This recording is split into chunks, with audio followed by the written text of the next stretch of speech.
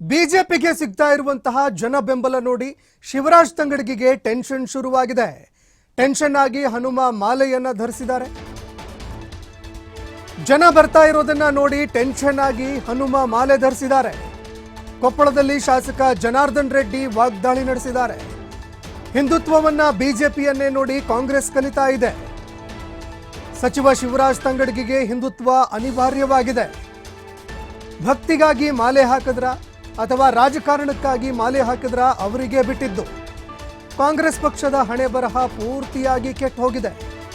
ಇನ್ನು ಕೊಪ್ಪಳದ ಜನರು ತಂಗಡಗಿಗೆ ಸರಿಯಾಗಿಯೇ ಬುದ್ಧಿ ಕಲಿಸ್ತಾರೆ. ಕೊಪ್ಪಳದಲ್ಲಿ ಶಾಸಕ ಜನಾರ್ದನ್ ರೆಡ್ಡಿ ವಾಗ್ದಾಳಿ ನಡೆಸಿದ್ದಾರೆ. ಸಚಿವ ಶಿವರಾಜ್ ತಂಗಡಿ ಅವರು ಹನುಮ ಮಾಲೆ ಹಾಕುವ ಮೂಲಕ ಸ್ವತಃ ಮೋದಿ ಅವರು ವಿರುದ್ಧ ಹೊತ್ತು ಏನಂದ್ರೆ ವಾಗ್ದಾಳಿ ಮಾಡಿದ್ರು. ಅದಕ್ಕೆ ಇವತ್ತು ಸ್ವತಃ ಏನಂದ್ರೆ ಗಂಗಾವತಿ ಶಾಸಕರಂತ ಜನಾರ್ದನ್ ರೆಡ್ಡಿ ಅವರು ಟಕ್ಕರ್ ಕೊಟ್ಟಿರುತ್ತೆ. ನಮ್ಮ ಜೊತೆ ಜನಾರ್ದನ್ ರೆಡ್ಡಿ ಇದ್ದಾರೆ, ಅವ್ರನ್ನ ಮಾತಾಡ್ಸೋಣ. ಸರ್, ಇವತ್ತು ಇವರು ಯಾರ ಶಿವರಾಜ್ ತಂಗಡಿ ಅವರು ಹನುಮ ಮಾಲೆ ಹಾಕಿದ್ದಾರೆ.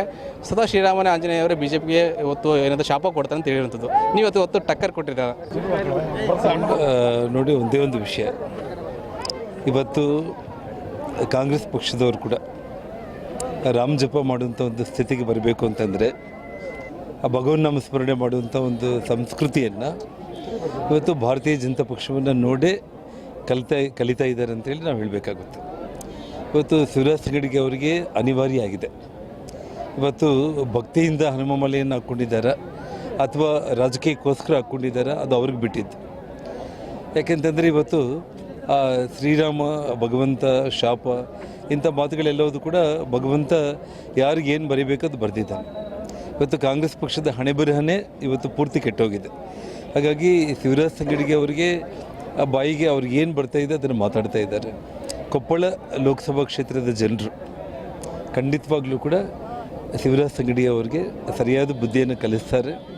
ಮತ್ತು ಇಡೀ ಕೊಪ್ಪಳ ಲೋಕಸಭಾ ಕ್ಷೇತ್ರದಲ್ಲಿ ಡಾಕ್ಟರ್ ಬಸವರಾಜ್ ಅವರು ಇವತ್ತು ತಾವೇ ನೋಡ್ತಾ ಇದ್ದೀರ, ಯಾವುದೇ ಗ್ರಾಮಕ್ಕೆ ಹೋದರೂ ಕೂಡ ವಿಶೇಷವಾಗಿ ಯುವಕರು ಎಲ್ಲರೂ ಕೂಡ ಮಹಿಳೆಯರು ಇವತ್ತು ತಾವು ನಮ್ಮ ಈ ಸಭೆಯಲ್ಲಿ ತಾವು ನೋಡಿರ್ಬೋದು, ಮಹಿಳೆಯರು 11 ಗಂಟೆಯಿಂದ ಇಲ್ಲಿ ಕೂತ್ಕೊಂಡಿದ್ದಾರೆ, ಒಬ್ಬರು ಎದ್ದು ಹೋಗ್ತಾ ಇಲ್ಲ.